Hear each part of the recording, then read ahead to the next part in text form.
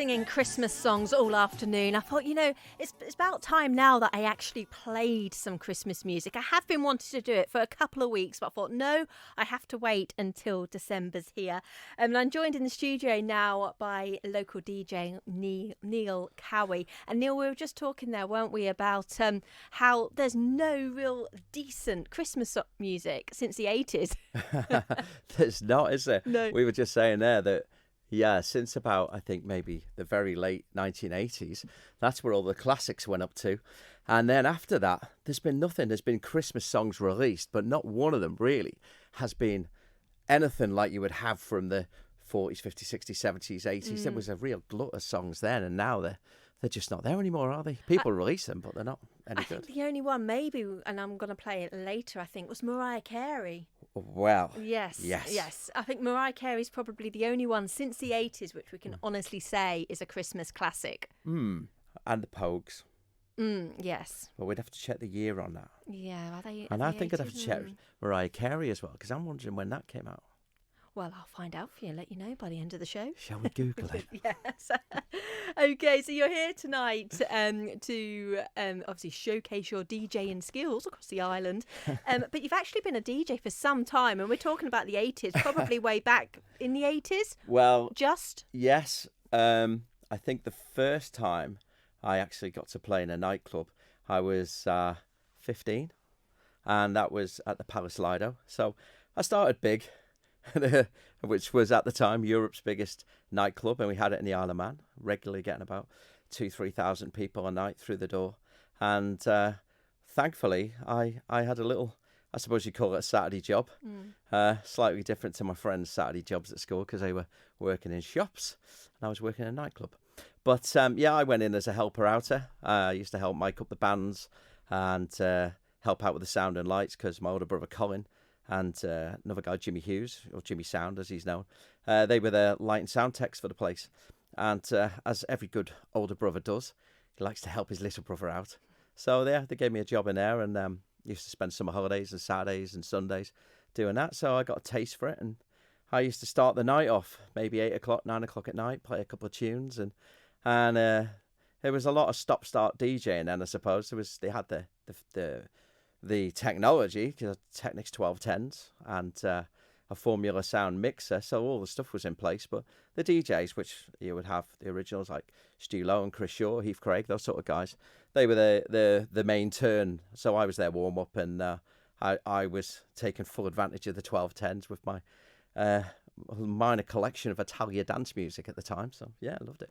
And a great opportunity for someone only 15. I mean, nowadays, that just wouldn't be allowed, would it? Because 15-year-olds wouldn't be allowed to... Not a chance. No, be in a club and DJ. So you kind of took your opportunity as it was there. I don't actually think they knew I was 15. Well, they do now. If I'm honest. But yeah, it wouldn't have happened now. So I was absolutely so lucky to have that break. And what advice would you give to people out there, maybe sort of 14, 15-year-olds that could be listening that want to get into DJing themselves? Obviously, probably not going to be able to DJ in one of the island's clubs to the over 18s or 21s, whatever the age limit is. But what kind of experience do they need to get nowadays for the DJ scene? Well, it's changed massively from when I started because it was all on vinyl. And it's moved through so many formats. I mean, obviously vinyl is still there, and I mean, you'll get these guys to say, "Oh, I'm a vinyl purist," and this and that. But you know, that's moved on, and the kids now, it's all electronic dance music and controllers, and that's the way the music is. And the kids now, they're into producing music.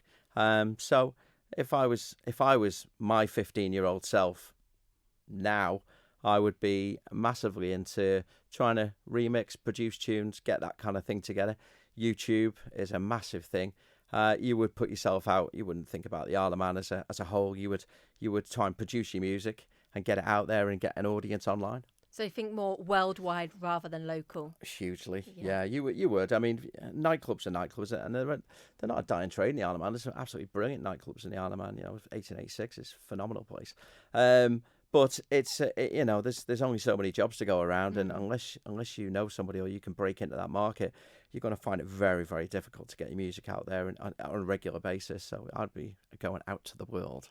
And do you think the nightlife scene has changed from back in the 80s when you were saying there was 3,000 people in the Lido? I mean, do we actually have 3,000 people out now on a Saturday night in Douglas? Well, back in the day, from mid 1980s, you had the Cave, you had the Lido, you had Whispers, then obviously JD's in town. There was all sorts of clubs and bars. I think people had less commitments and a slightly bit more money in their pocket, and so the mortgage situation wasn't as big. I think everybody from the late 80s decided they were going to buy a house. The sort of big building companies came along and the big housing estates went up. And before that, I think people had more money in their pocket. And so a week would start on a Wednesday, and it would maybe go down the Cave on a Wednesday. Thursday, you'd be out Friday. You had a glut of places to go to. Saturday night was always a big Lido night, and you had the Rover ticket then as well. So you could go to 3 places in one night. And that's changed. People's commitments financially have changed. And I think that, and the price of alcohol obviously rises. In 86, I think you could buy a can of Breaker in the Lido for 86p. So, and there was an outcry when it went up to 91p. It probably costs more to wash a glass now. Yeah, it's ridiculous. So there isn't the people, but there is the quality in venues. I think if you look at the likes of the Courthouse or 1886, for instance, there's been a massive investment in those 2 places, and they are real. They are quality outlets. Okay, and with the run up to Christmas, you're busy, I take it, pretty much between now and Christmas Eve. Is that with private gigs and public gigs, or both? Both, yeah. Yeah, there's a lot on. I mean, I do the nightclub work I do, which is thankfully I pinch myself sometimes because I'm still doing it now, and I always think that the next gig could be the last gig. And I never thought I'd get to 49 next week. So I never thought I'd get to 49 and still be relevant, I suppose. But I am, and yeah, there's a lot. But I've moved. There's a lot of people I think have grown up and heard the music and grown up around that music and decided that maybe that's what they want for a private function. So the old days of maybe a mobile DJs, which all respect to them, they're out there doing it. I've kind of put a slightly different twist on that and made it more, if I do a private function for somebody, has a more of a nightclub feel. The music's mixed. It's it's a more dynamic night than just somebody hitting a stop and a start button and saying this was and that is. I don't do that. I kind of bring that whole nightclub feel to a private function, and well, the bookings keep coming, so I must be doing something all right. And presumably one of the keys is knowing your audience.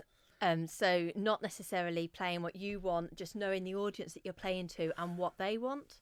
Well, that's exactly right, Kerry. If you start to play music just to suit yourself, you're not going to be working very long in the Isle of Man. At the end of the day, the club is paying you wages to entertain the crowd. They want the crowd to buy the alcohol and have a good time. And if they're not spending money, then you're not doing your job. Okay, well, thanks for chatting to me this evening. And you're going to be up in around about 25 minutes' time, DJing live in the studio. I'm so excited. It always worries me a little bit when we say DJing live in the studio, but it will be fine.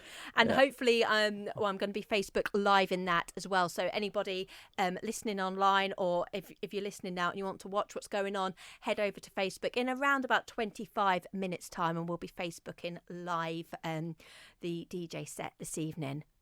Manx Radio Saturday nights, driven by Jackson's. Discover and drive the new Audi range at Jackson's, the island's only approved dealer for new car sales and servicing. Visit jacksons.im.